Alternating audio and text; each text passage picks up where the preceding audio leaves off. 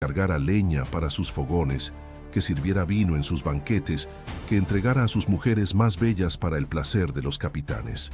Su esposa, Cura Ocllo, fue violada repetidamente por Gonzalo Pizarro, mientras él era obligado a observar. La humillación era sistemática, calculada para quebrar el espíritu de quien aún representaba la autoridad legítima ante los ojos del pueblo andino. Pero Manco no era Huáscar. Había sobrevivido al genocidio de Quisquis, escondiéndose en los cerros como campesino. Conocía el valor de la paciencia. Durante meses fingió sumisión mientras tejía una red de alianzas secretas. Sus mensajeros recorrían el Tahuantinsuyo en silencio. Cañaris, Chachapoyas, Huancas, pueblos que antes lucharon contra Quisquis, ahora recibían el mismo mensaje. El halcón del norte murió por orgullo. Nosotros moriremos por libertad. Manco entendió la lección de Quisquis. La resistencia no puede depender de un solo hombre. Debe ser un río subterráneo que emerge donde menos se espera. Abril de 1536. La rebelión estalla con la precisión de un eclipse.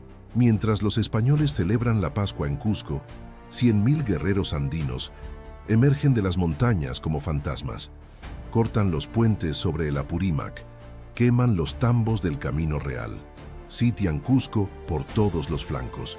Manco Inca dirige el asedio desde Sacsayhuamán. Las piedras ciclópeas de la fortaleza cusqueña, que antes defendieron a Huáscar contra Quisquis, ahora protegen a los rebeldes contra los españoles. Es una ironía histórica amarga. Las mismas murallas que vieron caer al sur ante el norte, ahora ven al norte y al sur unidos contra un enemigo común. El cerco dura 10 meses. Los españoles, reducidos a 300 hombres, sobreviven comiendo cuero hervido y ratas. Hernando Pizarro intenta romper el cerco en repetidas ocasiones, pero las emboscadas de Manco son implacables. En Ollantaytambo, el Inca rebelde despliega su genio militar. Desvía el río Urubamba para inundar los campos donde los caballos castellanos deben avanzar. Los jinetes españoles se hunden en el lodo mientras las andenerías se convierten en fortines inexpugnables. Las ondas andinas silban con una precisión que asombra a los invasores. Un soldado español escribe en una carta desesperada: parecen haber aprendido las artes de la guerra de algún demonio, pues luchan con más orden que los turcos. Pero Manco comete el error fatal de Quisquis. Cree que la victoria militar basta. No entiende que los españoles no son un ejército tradicional, son una plaga. Mientras él sitia Cusco, Diego de Almagro, el antiguo aliado de Pizarro, ahora enemigo acérrimo, desembarca en el puerto de Chincha con 1.500 hombres frescos. La guerra civil española, que debía debilitar a los invasores, termina fortaleciéndolos en el momento crítico. Almagro y Pizarro hacen una tregua temporal para aplastar la rebelión indígena. Juntos, rompen el cerco en enero de 1537. Manco huye hacia el norte, hacia los valles profundos de Vilcabamba. Allí, en la selva montañosa donde las nubes abrazan las cumbres, funda el último bastión del Tahuantinsuyo. Vilcabamba no es una ciudad de piedra como Cusco, es una red de aldeas escondidas entre ceibas gigantes y ríos traicioneros. Desde allí, Manco gobierna un reino fantasma durante 13 años. Sus guerreros, llamados los halcones de Vilcabamba, aterrorizan las rutas españolas. Capturan mensajeros, queman haciendas, liberan indios esclavizados. Pero ya no es un imperio, es una resistencia. Y toda resistencia, por heroica que sea, consume a quienes la sostienen. Mientras Manco lucha en el sur, el norte sufre su propia agonía. Benalcázar, consolidado en Quito, implementa el sistema de encomiendas con saña especial. Son enviados a las minas de Zaruma, donde la vida media no supera los 6 meses. Las mujeres son repartidas entre los soldados como botín. Los niños son arrancados de sus madres para ser educados en doctrinas cristianas, obligados a olvidar su lengua, sus dioses, su historia. Es un genocidio cultural más eficaz que cualquier batalla. Pero en las minas de Zaruma ocurre algo que los españoles no previeron. Los supervivientes de Quisquis, reducidos a esqueletos cubiertos de polvo, se reúnen en las noches para cantar. cantan las gestas del Halcón del Norte. Cantan cómo derrotó a Huanca Auqui en Yanamarca, cómo quemó los tambos para detener a los castellanos, cómo prefirió la lanza de su capitán antes que la cadena del esclavo. Estos cantos, disfrazados de lamentaciones mineras, se transmiten de generación en generación. Cuando los jesuitas intentan catequizar a los indios en el siglo XVII, descubren que muchos aún veneran en secreto a un guerrero de plumas rojas que aparece en sueños para guiar a los perdidos en los páramos. Quisquis se ha convertido en Apú, espíritu de la montaña, en Guamani, deidad local, en memoria viva. El destino de sus compañeros de armas es diverso, pero igualmente trágico. Chalcuchimac, prisionero de los españoles desde 1533, es ejecutado en 1537 tras ser acusado falsamente de conspirar con Manco Inca. Lo queman vivo en la plaza de Cusco, mientras miles de indios observan en silencio. Su muerte no es un final. Su nombre se convierte en grito de guerra para los rebeldes de Vilcabamba. Rumiñahui, capturado y torturado por Benalcázar en Quito, se niega a revelar la ubicación del tesoro de Atahualpa. Los españoles le arrancan las uñas, le vierten sal en las heridas, le queman los pies con antorchas. Él ríe entre dientes rotos. El oro del Inca alimentará a mis hijos cuando ustedes sean polvo. Lo descuartizan a caballos en la Plaza Mayor. Pero el tesoro nunca aparece. Los quiteños juran que Rumiñahui lo escondió en las entrañas del volcán Pichincha, donde solo los espíritus pueden guardarlo. Tito Atauchi, el hermano de Atahualpa que unió fuerzas con Quisquis, logra escapar hacia la selva oriental. Allí funda una comunidad de resistentes que sobrevive décadas en aislamiento total. Sus descendientes, los Incas del Oriente, mantienen rituales prohibidos hasta el siglo XVIII, cuando misioneros franciscanos los reducen a pueblos cristianos. Pero en las noches de luna llena, los ancianos aún salen a los claros del bosque para ofrecer chicha al espíritu de Atahualpa y al halcón que murió por él. La ironía más cruel del destino recae sobre los verdugos de Quisquis. Huifalcón, quien clavó la lanza en el pecho de su general, es capturado por los españoles meses después. Benalcázar, al enterarse de su traición, ordena un castigo ejemplar. Este perro mató a su amo. Que muera como perro. Huipalcón es atado a la cola de un caballo y arrastrado por las calles de Quito hasta que su cuerpo se deshace en el empedrado.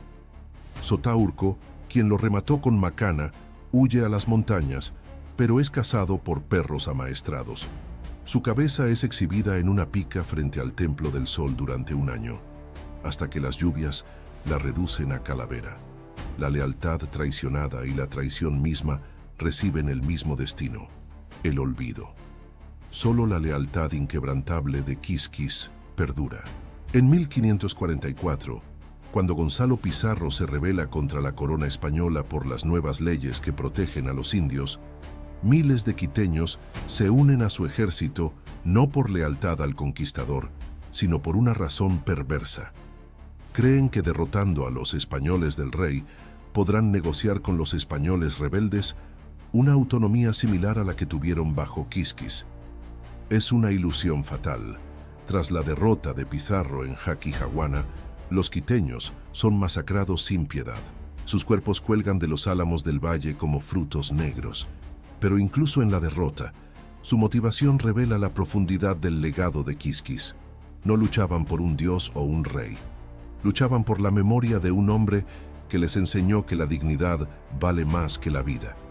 Cuando los cronistas españoles escriben sus historias en el siglo XVI, Quisquis aparece como una sombra amenazante. Pedro Cieza de León lo describe como el más valiente y experimentado capitán que tuvo Atahualpa. Agustín de Zárate admite que sus estratagemas causaron más daño a los cristianos que todos los demás capitanes juntos. Incluso Garcilaso de la Vega, mestizo orgulloso de su sangre inca, reconoce con reticencia: Quisquis fue cruel, pero nunca cobarde. Los vencedores, en su intento de justificar su conquista, terminan inmortalizando al vencido. Es la victoria póstuma más grande que un guerrero puede alcanzar. Hoy, 5 siglos después, su nombre resuena en lugares inesperados. En Quito, una avenida lleva su nombre, aunque mal escrita como Quisquis, cruzando el corazón de la ciudad que él defendió. En las escuelas ecuatorianas, los niños aprenden que fue un héroe de la resistencia, aunque los manuales oficiales omiten los genocidios que ordenó en Cusco. Los historiadores debaten si fue un patriota o un tirano, olvidando que esas categorías son ajenas a su tiempo.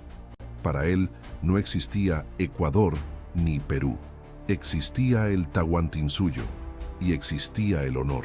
Los campesinos de las estribaciones andinas aún señalan una roca con forma de halcón cerca de Ambato y dicen: allí descansa Quisquis, esperando el día en que los hijos de los invasores se vayan.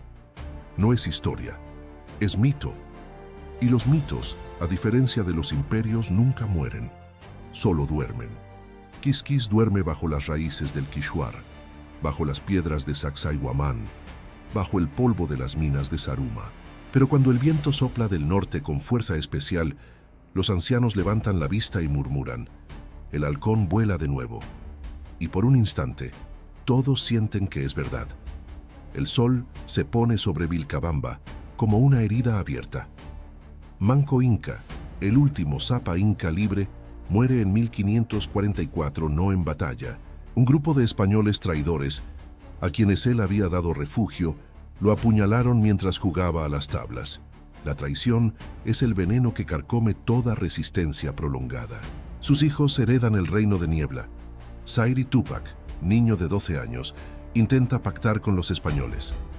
Abandona Vilcabamba en 1557. Cruza los Andes hacia el Cusco, convertido en súbdito del rey de España. Recibe encomiendas, una casa de piedra, una esposa española. Muere envenenado en 1561 mientras bebía vino en su hacienda de Yucay. Los cronistas oficiales llaman a su muerte accidente. Los indios murmuran que el halcón del norte nunca perdona a quien abandona el nido. Le sucede Titucusi Yupanqui, hermano mayor de Sayri Túpac. Es distinto, no quiere pactos. Durante 10 años mantiene vivo el sueño de Vilcabamba con astucia felina. Negocia con los españoles de día, envía guerrillas a quemar haciendas de noche. Sus mensajeros cruzan los Andes, llevando un mensaje cifrado en quipus. El Inca vive, el imperio respira. Pero en 1571, un fraile dominico llamado Diego Ortiz llega a Vilcabamba con la cruz en una mano y la pluma en la otra. Titucusi acepta bautizarse. Recibe el nombre cristiano de Diego de Castro. Es el principio del fin. Meses después, muere repentinamente. Los españoles culpan a una enfermedad. Los guerreros de Vilcabamba señalan al fraile Ortiz. Lo capturan, lo atan a un árbol y le disparan 50 flechas. Cada una representa un año de resistencia. El último inca es Túpac Amaru, hermano menor de Titucusi. Joven, inexperto, pero con el fuego intacto. En 1572 el virrey Toledo ordena el golpe final. 4 columnas españolas convergen sobre Vilcabamba desde el norte, sur, este y oeste. No hay batalla épica. Los últimos guerreros, reducidos a 300 hambrientos, se disuelven en la selva como el humo. Túpac Amaru huye río abajo, lo capturan en las orillas del río Madre de Dios. Lo traen esposado a Cusco en agosto de 1572. La ejecución es un espectáculo teatral diseñado para matar no solo un hombre, sino una idea. El virrey Toledo exige que Túpac Amaru sea decapitado en la Plaza de Armas, frente a la catedral construida sobre el palacio de su abuelo, Huayna Cápac. Los frailes le ofrecen confesión. Él acepta, pero al subir al cadalso, su mirada no busca el cielo cristiano. Mira hacia el este, hacia las montañas donde Quisquis cayó. Sus labios se mueven en silencio. Los que están cerca juran que pronuncia un nombre. El verdugo alza el hacha. La cabeza del último inca rueda sobre el empedrado. El Tahuantinsuyo oficialmente muere. Pero los imperios no mueren con un hachazo. Mueren cuando nadie recuerda su nombre. Y los andinos nunca olvidaron. En las minas del Potosí, donde millones de indios perecieron extrayendo plata para España, Los capataces españoles reportan un fenómeno extraño. Los trabajadores silban una melodía específica al inicio de cada turno. Es la tonada de Quisquis, una secuencia de notas que imita el grito del halcón andino. Los jesuitas intentan prohibirla. Los indios la transforman en cántico religioso, disfrazando el nombre del general en alabanzas a santos patronos. San Santiago, patrón de España, recibe ofrendas de maíz mientras los devotos murmuran Quisquis Apu, protégenos. La subversión se viste de devoción para sobrevivir. El siglo XVII es un largo invierno de silencio. Las rebeliones son pequeñas, locales, sofocadas con saña. José Gabriel Condorcanqui, descendiente de Túpac Amaru, adopta el nombre de su antepasado y alza el estandarte de la rebelión más grande de la América colonial. Sus primeras proclamas no mencionan a Cristo ni al rey de España. Invocan a los capitanes del norte que nunca se rindieron. En los manuscritos secretos que circulan entre los rebeldes de Cusco, Quisquis aparece como el primer mártir de la libertad. Túpac Amaru II ordena que en cada pueblo liberado se erija una piedra con 3 nombres grabados: Manco Inca, Túpac Amaru I, Quisquis. Es un acto simbólico deliberado, unir la resistencia del sur con la del norte en un solo río histórico. La rebelión es aplastada con una crueldad que horroriza hasta a los propios españoles. Túpac Amaru II es descuartizado en la plaza de Cusco en 1781. Antes de morir, sus verdugos le arrancan la lengua para que no profiera maldiciones. Pero mientras tiran de los caballos que parten su cuerpo, miles de testigos juran que sus ojos buscan el norte. El virrey ordena que se queme cada documento que mencione el nombre de Túpac Amaru, que se borre su memoria de la faz de la tierra. No funciona. En 1809, los quiteños se levantan contra España en el primer grito de independencia hispanoamericana. Los líderes de la revuelta, los hermanos Quiroga, Morales, Salinas, no invocan a Bolívar ni a Washington. En sus proclamas secretas escriben: «Hoy cumplimos la promesa de Quisquis».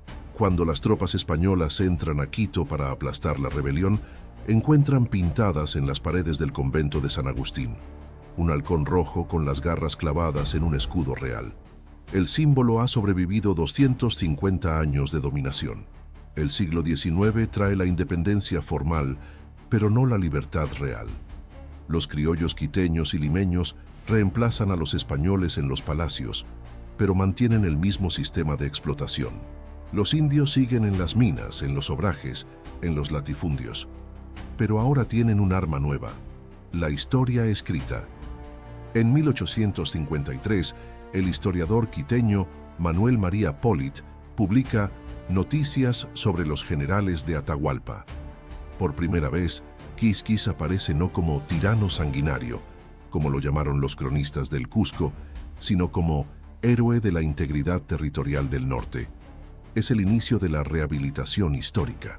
Las élites mestizas del Ecuador emergente necesitan héroes propios para construir una identidad nacional distinta de la peruana. Quisquis, el general quiteño que desafió a Cusco, es reclamado como padre fundador simbólico. En el Perú, el proceso es inverso. Los historiadores limeños del siglo XIX, como Mariano Felipe Paz Soldán, lo retratan como bárbaro norteño, responsable de la debilidad que permitió la conquista española. La dicotomía refleja una herida aún abierta: el conflicto norte-sur que dividió al Tahuantinsuyo y facilitó su caída. Pero en las comunidades indígenas de ambos países, esa división no existe. Para los campesinos de Cotacachi y de Chinchero, Quisquis es simplemente el que no se dobló. Su nombre se pronuncia con el mismo respeto con que se nombra a Túpac Amaru o a Rumiñahui. La historia oficial los separa. La memoria popular los une. El siglo XX trae nuevas formas de resistencia. Su grandeza y su tragedia son inseparables, como la de todos los héroes reales. No los de los mitos pulidos por siglos de idealización, sino los de la historia cruda. Hombres que eligieron un bando y lucharon con todas sus fuerzas, sabiendo que el precio sería su humanidad. El viento sigue soplando en los Andes. En las noches de luna llena, Los pastores de las estribaciones quiteñas aún señalan una formación rocosa en el páramo de Mojanda que, vista desde cierto ángulo, parece un halcón en vuelo. Dejan ofrendas de coca y chicha al pie de la roca. No lo hacen por orden de ningún sacerdote. Lo hacen porque sus abuelos lo hicieron, y los abuelos de sus abuelos. La memoria no necesita instituciones para sobrevivir. Solo necesita un gesto repetido en el tiempo. Casquis no está en los libros de texto oficiales. No tiene estatua ecuestre en ninguna plaza importante. Su nombre no aparece en billetes ni en himnos nacionales, pero está en el silencio respetuoso con que un indio quiteño señala el norte al hablar de su tierra. Está en el orgullo feroz de quien dice «soy del norte», sin necesidad de explicar qué significa. El halcón del norte no murió en 1534, solo cambió de forma. Dejó de ser un hombre de carne y hueso para convertirse en una actitud frente al poder. La negativa a aceptar que la historia la escriben solo los vencedores. Mientras exista un andino que mire a los ojos a su opresor sin bajar la cabeza, Huisquis vive. No como fantasma ni como leyenda, como memoria activa, como promesa incumplida, como deuda histórica pendiente. El sol termina de ocultarse tras las cumbres de Cayambe. Las sombras alargan sus brazos sobre los valles. En algún lugar, bajo las raíces de un quichuar centenario, la tierra guarda el eco de una última orden dada hace 500 años. Avancen. Y aunque nadie la oye, todos la sienten. Porque la historia verdadera no termina nunca. Solo espera su próximo amanecer.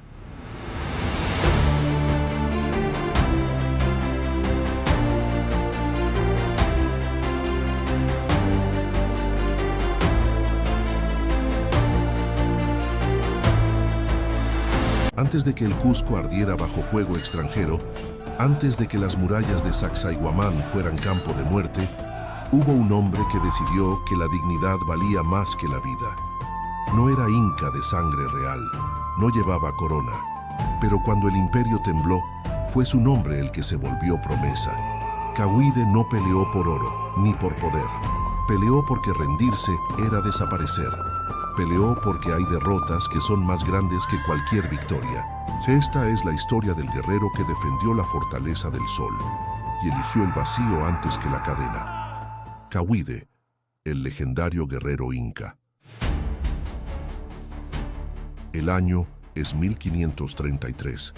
En el corazón del Tahuantinsuyo, el mundo conocido por los hijos del sol, se desmorona con la precisión de un eclipse anunciado.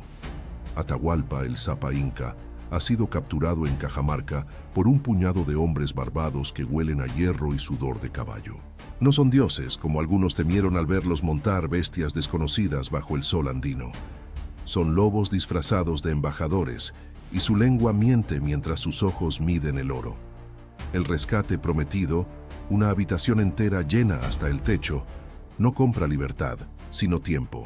Tiempo para que los españoles se infiltren en las arterias del imperio. Tiempo para que la peste blanca, invisible y más letal que cualquier espada, avance por los caminos reales, sembrando cadáveres donde antes había cantos. Atahualpa es estrangulado con una soga de seda, un gesto de clemencia cristiana, para evitar que su sangre real toque la tierra.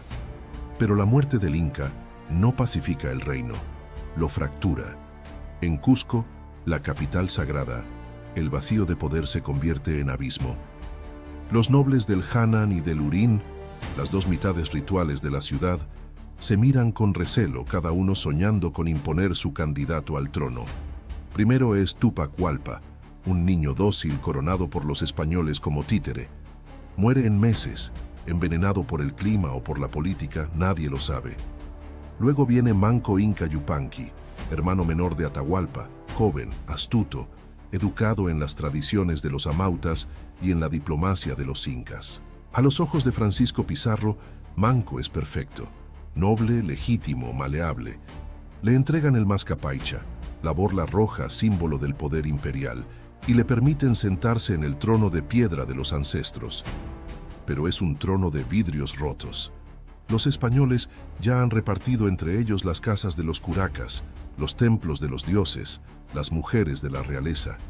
Pizarro ocupa el palacio de Viracocha, Almagro, el de Yaguar Huacac.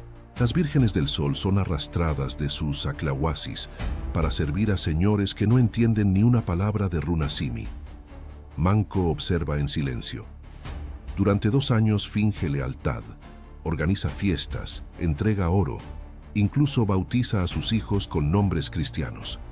Pero en las noches, cuando el viento sopla desde Sacsayhuamán, escucha los susurros de los ancianos. El cóndor no se domesticará. El cóndor vuelve a volar. Y Manco sabe que no es un perro de falda, sino un puma enjaulado. La humillación alcanza su punto máximo cuando los capitanes españoles, ebrios de vino y arrogancia, lo azotan en público por negarse a entregar más tesoros. Lo encadenan como a un yanacona rebelde. Esa noche, Manco comprende que la sumisión no salvará al Tahuantinsuyo.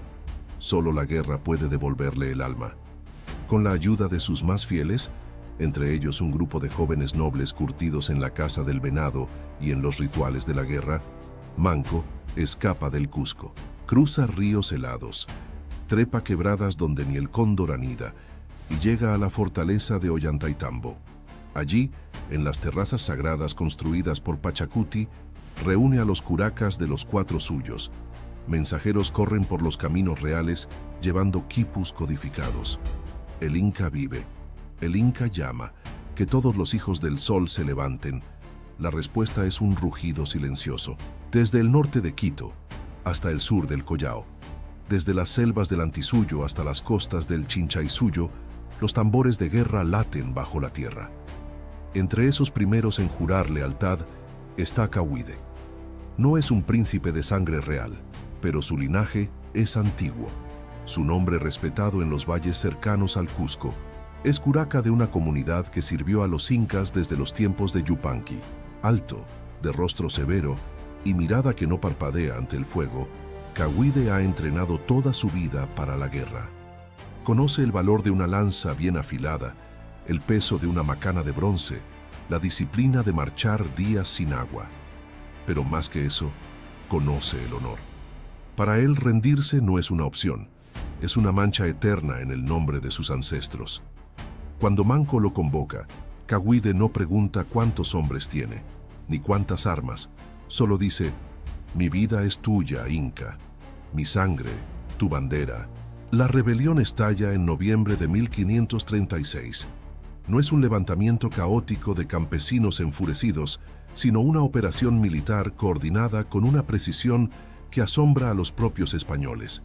Mientras Manco sitia el Cusco con un ejército de más de 50.000 guerreros, otros destacamentos atacan simultáneamente Lima, Jauja, Trujillo. Las minas de Potosí son bloqueadas. Los caminos reales se cierran. Por primera vez desde la llegada de los Barbados, el imperio actúa como un solo cuerpo. En el Cusco, la ciudad sagrada, el cerco es total. Los incas cortan los acueductos, queman los campos de maíz, lanzan proyectiles incendiarios desde las colinas. Los españoles, atrapados en sus mansiones convertidas en fortines, comienzan a morir de hambre. Pero el verdadero objetivo estratégico no es el centro de la ciudad, es Sacsayhuamán. La fortaleza domina el Cusco desde lo alto, con sus murallas ciclópeas que parecen talladas por gigantes. Quien controle Sacsayhuamán, controla la ciudad. Los españoles lo saben y por eso la defienden con ferocidad, pero los incas también lo saben. Tras semanas de combates brutales, los guerreros de Manco logran lo impensable. Escalan las murallas de noche usando cuerdas hechas de ichu y sorprenden a la guarnición dormida. La batalla dentro de la fortaleza dura 3 días. Los españoles resisten con arcabuces y espadas, pero los incas los superan en número y en conocimiento del terreno. Finalmente, la bandera del sol vuelve a ondear sobre las torres de Sacsayhuamán. Manco entra triunfal, pero su victoria es efímera. Sabe que los españoles no se rendirán. Saben que vendrán refuerzos desde el norte. Y entonces, en medio del humo y los gritos de los heridos, Manco mira a Cawide y le dice: «Tú serás el guardián de esta fortaleza. Si cae, cae contigo». Cawide asiente. No hay discursos, no hay lágrimas, solo la aceptación silenciosa de un destino sellado. Mientras el Inca se retira a coordinar el asedio desde las afueras, Cawide toma el mando. Organiza turnos de vigilancia, repara las brechas en las murallas, entrena a los lanceros en formaciones cerradas. Sabe que los españoles volverán, y cuando lo hagan, no será con palabras, sino con fuego y acero. Los días pasan lentos. El frío de la sierra se intensifica.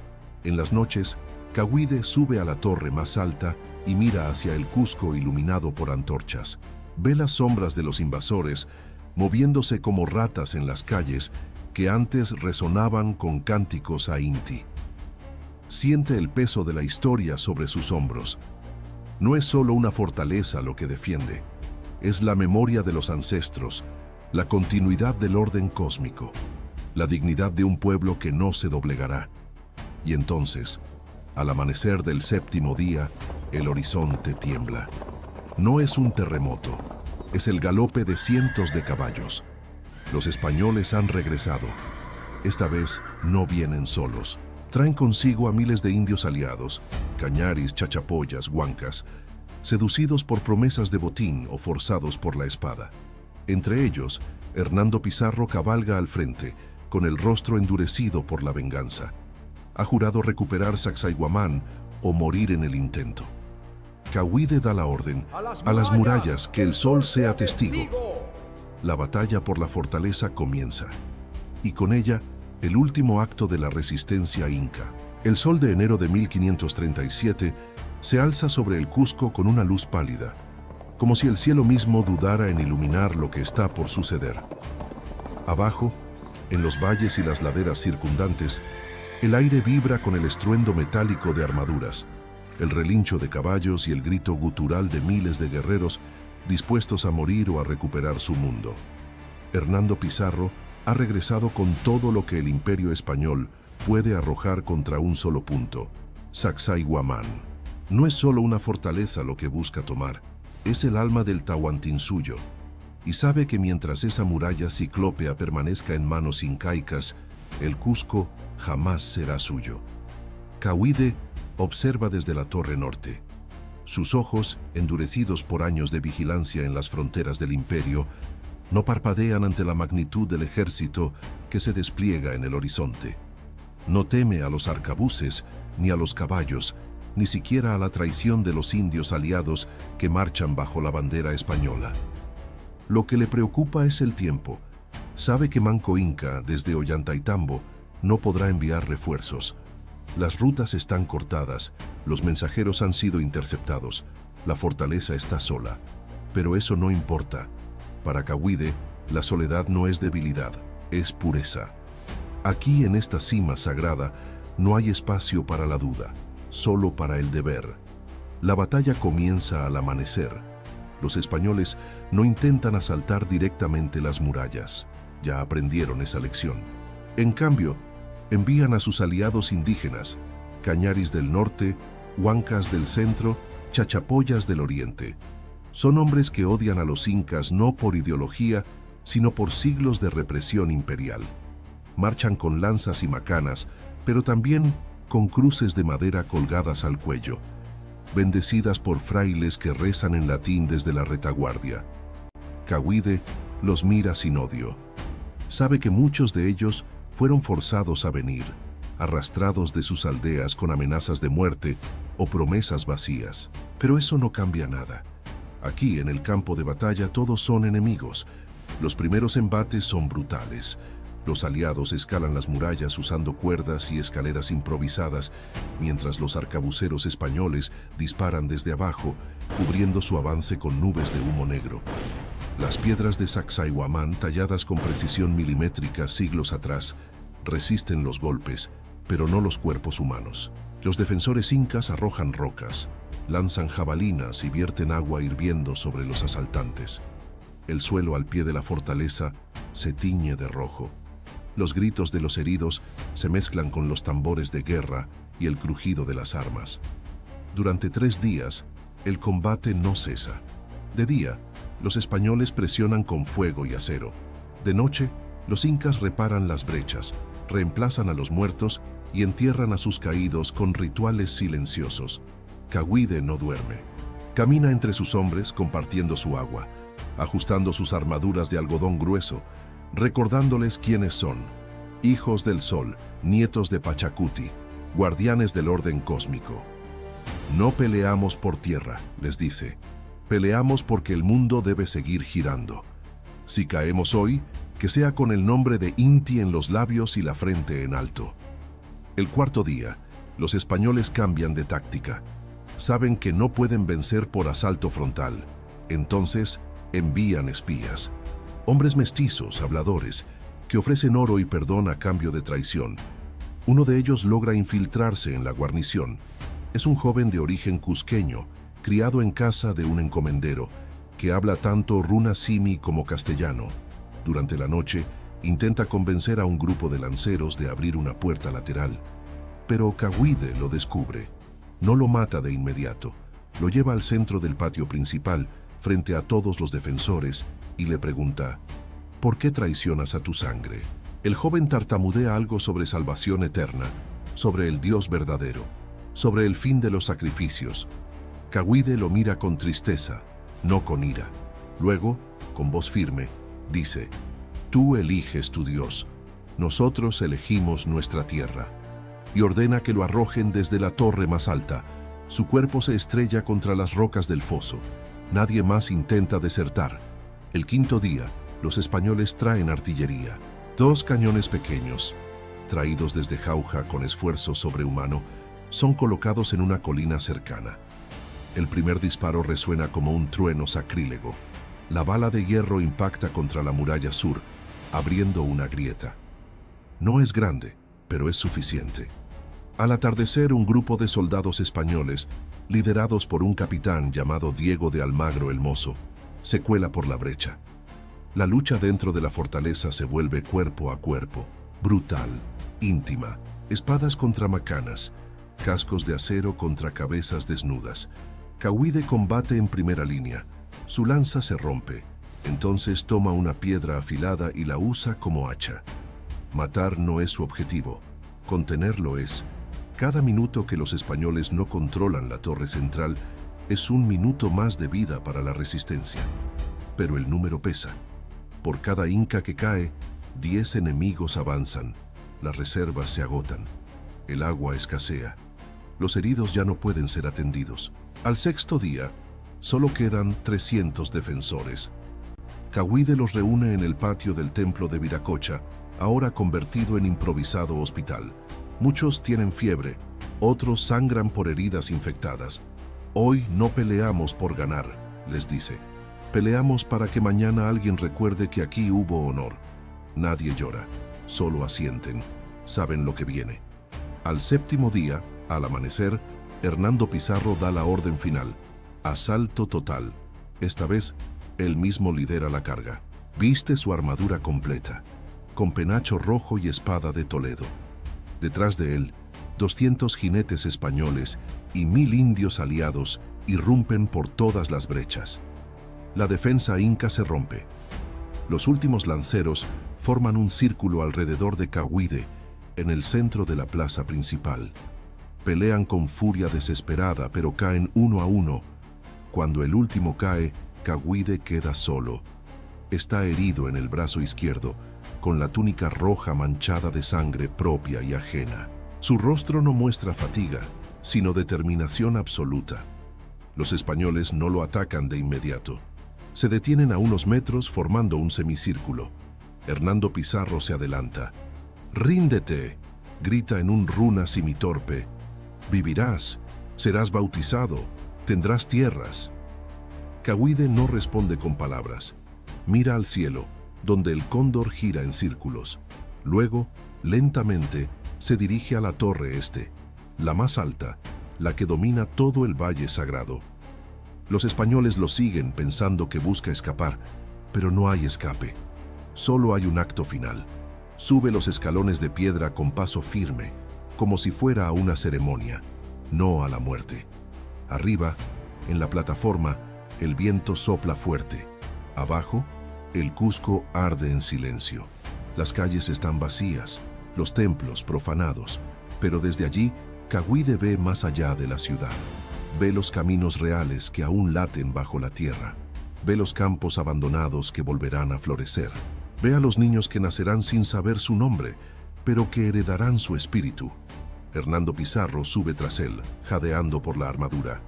«¡Detente! ¡Es inútil!», grita. Cawide se gira por última vez. No hay odio en su mirada, solo una paz profunda. «Ustedes creen que conquistan tierras», dice en voz clara. «Pero no saben que la tierra no se conquista, se respeta, y ustedes nunca la respetarán». Entonces, sin dudar, da un paso al vacío. Su cuerpo cae como una hoja seca, girando lentamente en el aire antes de estrellarse contra las rocas del foso. Abajo, los españoles se quedan paralizados. No esperaban esto. No saben cómo reaccionar ante un enemigo que prefiere la muerte a la sumisión. Hernando Pizarro baja lentamente, con el rostro sombrío. Ordena que el cuerpo sea enterrado en secreto, lejos de la vista del pueblo. No quiere mártires, pero ya es tarde. Los testigos están ahí. Los soldados indios aliados, los espías, los niños que observan desde las ventanas. La noticia correrá, y con ella, la leyenda. Esa noche, en las casas del Cusco, las madres susurran el nombre de Cawide a sus hijos, no como un héroe, sino como un juramento. Mientras haya un hombre dispuesto a saltar antes que arrodillarse, el Tahuantinsuyo no habrá muerto. En Ollantaytambo, Manco Inca recibe la noticia con el rostro impasible. Pero esa noche, enciende una ofrenda de coca en lo alto de la terraza sagrada. «Descansa, hermano», murmura. «Tu salto fue más fuerte que 1000 lanzas». La caída de Sacsayhuamán marca el fin del asedio del Cusco. Sin la fortaleza, la posición de Manco se vuelve insostenible. Aunque sigue resistiendo en Vilcabamba durante años, el corazón del imperio ya no late en la capital. Los españoles celebran, pero su victoria es hueca. Han tomado piedras, no espíritus. Han matado cuerpos, no ideas.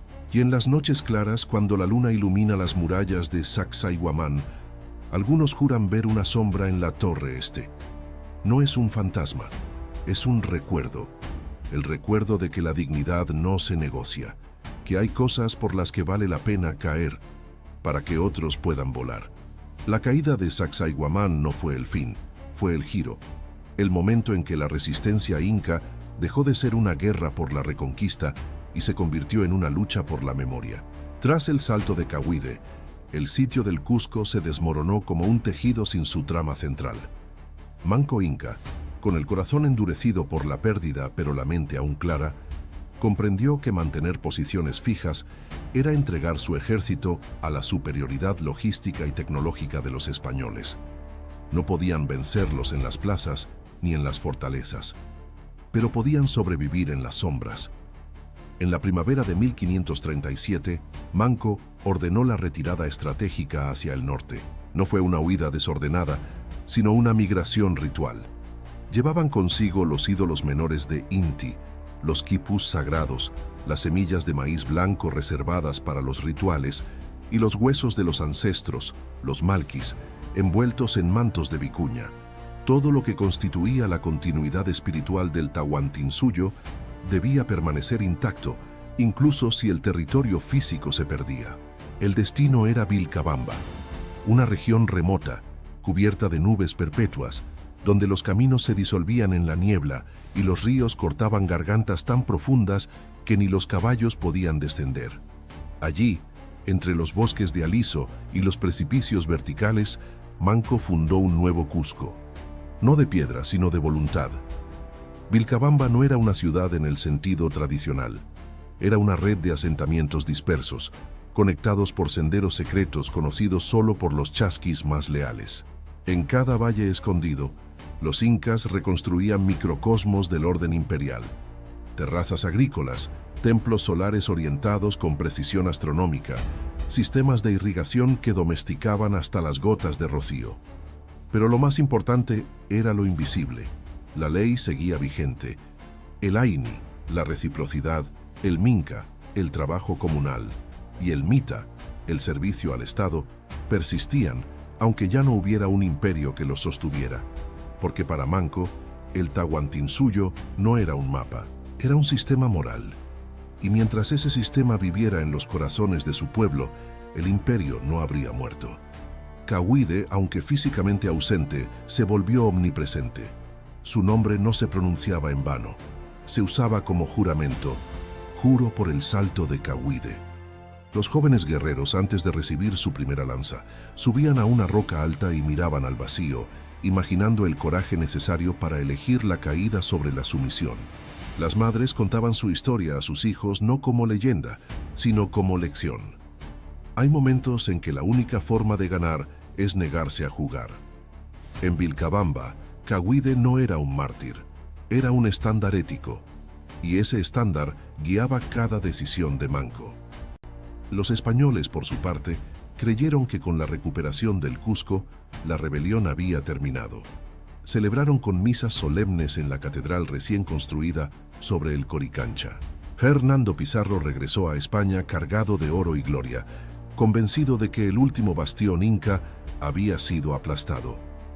Pero en Lima, Francisco Pizarro sentía una inquietud creciente.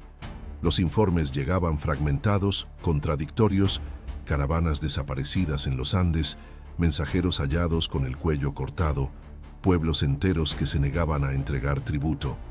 Algo se movía en las montañas, algo que no obedecía a reyes ni a dioses extranjeros. Manco aprovechó esa falsa sensación de seguridad. Desde Vilcabamba, lanzó una campaña de guerra asimétrica que desconcertó a los invasores. Sus guerreros no buscaban batallas campales. Atacaban de noche, cortaban puentes colgantes sobre ríos torrentosos, envenenaban pozos, incendiaban almacenes de grano. Usaban el terreno como arma, emboscaban a los jinetes en pasos estrechos donde los caballos no podían girar, los empujaban al abismo con palancas de madera. Los españoles, acostumbrados a la guerra europea de formaciones y estandartes, se sentían como ciegos en un laberinto. No sabían de dónde venía el golpe ni cuándo vendría el siguiente. Pero la verdadera genialidad de Manco no fue militar, sino política. Sabía que los españoles no eran un bloque monolítico.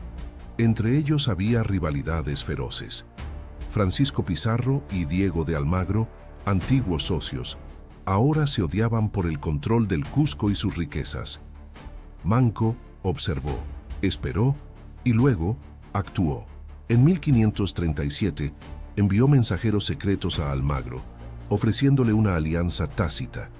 Si Almagro atacaba a Pizarro en el Cusco, los incas no interferirían e incluso podrían facilitar su paso. Almagro, ambicioso y resentido, mordió el anzuelo. Marchó hacia el sur con su ejército, dejando el Cusco vulnerable. Fue entonces cuando Manco lanzó su contraofensiva más audaz. En 1539, envió a uno de sus mejores capitanes, un joven noble llamado Quisquis el Joven, a sitiar nuevamente el Cusco, no para tomarlo, sino para demostrar que podía hacerlo. Durante semanas, los incas rodearon la ciudad, cortaron los suministros y lanzaron flechas incendiarias sobre los tejados de paja. Los españoles, atrapados y divididos, apenas pudieron resistir. Aunque el sitio fracasó finalmente por la falta de artillería, el mensaje fue claro: el Inca sigue vivo. El Inca puede volver cuando quiera. Esta táctica de presión constante, combinada con la propaganda silenciosa de la dignidad incaica, comenzó a erosionar la autoridad española. Muchos indios aliados, cañaris, huancas, chachapoyas, empezaron a dudar. ¿Habían apostado por el lado equivocado? Los rumores corrían. Se decía que Manco tenía un ejército de 10.000 lanceros entrenados en las alturas de Vilcabamba, que poseía un tesoro escondido mayor que el de Atahualpa, que los cóndores le traían mensajes del sol. La verdad importaba menos que la fe que inspiraba. Pero la resistencia tenía un precio. Vilcabamba era inhóspita, Las cosechas eran escasas. Las enfermedades, traídas por los primeros contactos con los españoles, seguían diezmando a la población. La viruela, la gripe, el sarampión, males invisibles que no respondían a los remedios de los curanderos, se llevaban a niños, ancianos, guerreros. Manco perdió a 2 de sus hijos pequeños en el mismo invierno. En las noches frías, se sentaba junto al fuego y miraba los quipus que registraban las muertes. Cada nudo era una vida, cada color, una lágrima no derramada. Aún así, no flaqueó. Ordenó la construcción de un templo solar en espíritu pampa, el Yactapata de los cronistas, una réplica simbólica del Coricancha. Allí, cada solsticio, celebraba los ritos ancestrales con la misma solemnidad que en el Cusco. Los sacerdotes cantaban en runa simi, las akyas tejían mantos sagrados y los malquis, las momias de los antiguos Sapa incas, eran sacadas de sus nichos para presidir las ceremonias. Porque en la cosmovisión inca, los muertos no gobernaban desde el más allá. Gobernaban desde el aquí y ahora, a través de la memoria colectiva y la repetición ritual. Mientras los malquis fueran honrados, el linaje real permanecería intacto. Y fue en este contexto de resistencia espiritual y militar que surgió la figura de Titu Cusi Yupanqui, el hijo menor de Manco. Criado en las sombras de Vilcabamba, educado por amautas que aún recordaban los tiempos de Huayna Cápac, Titu Cusi creció con una doble conciencia, la del guerrero y la del estadista. Aprendió a manejar la lanza, sí, pero también a leer los signos del cielo, a interpretar los quipus, a negociar con astucia. Manco lo preparaba no solo para luchar, sino para sobrevivir en un mundo que ya no era el suyo. Mientras tanto, en el Cusco, los españoles consolidaban su dominio.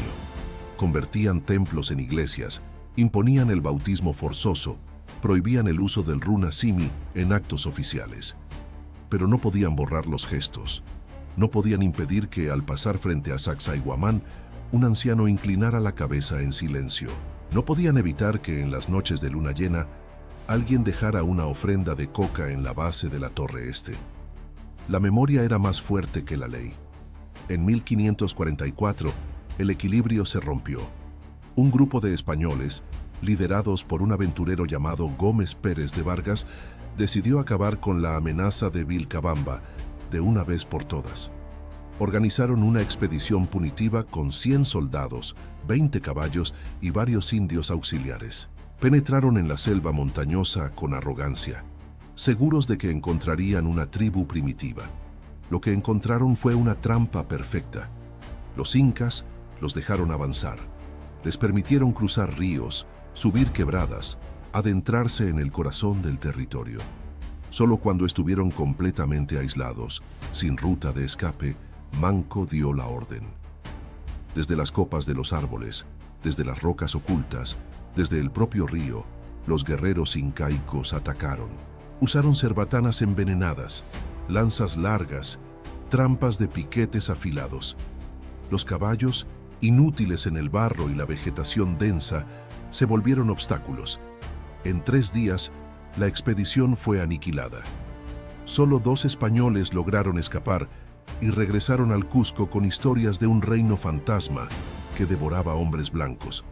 La victoria reforzó la leyenda de Vilcabamba, pero también selló el destino de Manco. Los españoles comprendieron que no podrían derrotarlo por la fuerza. Entonces recurrieron a lo que mejor sabían hacer: la traición. En 1544, un grupo de 8 españoles desertores, hombres marginados, violentos, sin honor, llegó a Vilcabamba pidiendo refugio. Decían que huían de la justicia de Pizarro. Manco, siguiendo la antigua ley de hospitalidad incaica, los acogió. Manco Inca, el último gran Sapa inca en pie, fue apuñalado mientras soñaba con un Cusco libre. Tenía apenas 30 y tantos años. Su muerte no fue anunciada con tambores, sino con un silencio profundo. Los incas enterraron su cuerpo en secreto, en una tumba sin marcas, para que los españoles nunca la profanaran. Pero su espíritu no murió. Pasó a su hijo Sayri Tupac, y luego a Titu Cusi, y finalmente a Tupac Amaru I. Cada uno heredó no solo el título, sino la carga. la responsabilidad de mantener viva la llama del Tahuantinsuyo, aunque fuera en una sola casa, en un solo valle, en un solo corazón. Y en Vilcabamba, bajo la lluvia eterna, los ancianos seguían contando la historia de Cahuide, porque si un hombre podía saltar al vacío por honor, entonces un pueblo podía resistir siglos por dignidad. El año es 1572. 36 años han pasado desde que Cahuide saltó desde la torre de Sacsayhuamán. 36 años desde que Manco Inca levantó el estandarte de la resistencia en las alturas del Vilcabamba. 36 años de guerra silenciosa, de alianzas rotas, de traiciones disfrazadas de paz, de esperanza enterrada bajo capas de ceniza colonial.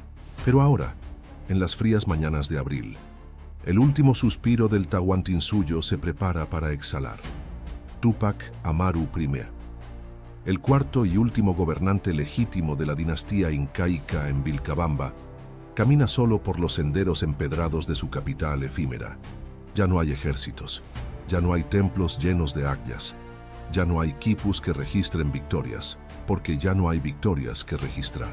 Solo queda un puñado de fieles, ancianos que recuerdan el Cusco de antes, mujeres que aún tejen con lana de vicuña, niños que aprenden runa simi en susurros para que los frailes no los castiguen. Túpac Amaru no es un guerrero como su tío Titu Cusi, ni un estratega como su padre Manco. Es un hombre de paz forzada a vivir en guerra. Su rostro, marcado por la fatiga más que por la edad, refleja el peso de una herencia que ya no puede sostener. La caída ha sido gradual, implacable.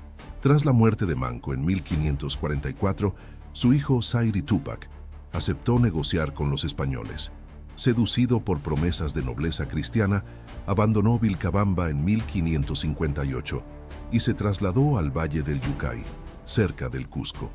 Allí vivió como un señor colonial, bautizado, casado con una española, rodeado de comodidades y de espías. Murió joven, envenenado, dicen algunos. Otros afirman que murió de tristeza, lejos de las nubes de su tierra. Le sucedió Titu Cusi, quien comprendió el error de su hermano. Regresó a Vilcabamba, rearmó la resistencia diplomática y militar, y durante casi 20 años mantuvo a raya a los invasores con una mezcla de astucia y ferocidad. Firmó tratados ambiguos, permitió la entrada de frailes dominicos, entre ellos el fray Diego Ortiz, que aprendería a respetar la cosmovisión inca, pero nunca entregó el alma del imperio. Murió repentinamente en 1571, en circunstancias sospechosas. Los rumores corrieron como el viento. Los españoles lo habían envenenado. Quizás fue cierto, quizás no. Lo único seguro es que con su muerte, la última barrera entre Vilcabamba y la aniquilación total desapareció. Túpac Amaru, el hermano menor, asumió el mando en medio del caos. No tenía tiempo para rituales, no tenía ejército para formar. Solo tenía la palabra de sus ancestros y la mirada firme de los pocos que aún creían. Desde el primer día, supo que su destino no era gobernar, sino testimoniar. Ser el último testigo de que hubo un mundo antes de la cruz, antes del oro, antes del miedo. En el Cusco, los españoles celebran. La ciudad ha sido transformada. Los templos del sol son iglesias. Los palacios reales son mansiones de encomenderos. Los caminos del Inca están cubiertos de polvo y olvido. Pero el virrey Francisco de Toledo, recién llegado de España en 1569, no está satisfecho. Para él, Vilcabamba no es un remanente histórico, es una herida abierta en el cuerpo del imperio español. Mientras exista un Inca en las montañas, el orden colonial será frágil. Los indios seguirán soñando con un retorno. Las rebeliones seguirán brotando como maleza después de la lluvia. Toledo es un hombre de sistema, frío, metódico, obsesionado con la pureza del control. Decide erradicar no solo al hombre, sino la idea. Y para eso necesita una demostración pública, irreversible, teatral. En enero de 1572, envía una expedición militar a Vilcabamba. No es una incursión exploratoria, es una operación de exterminio.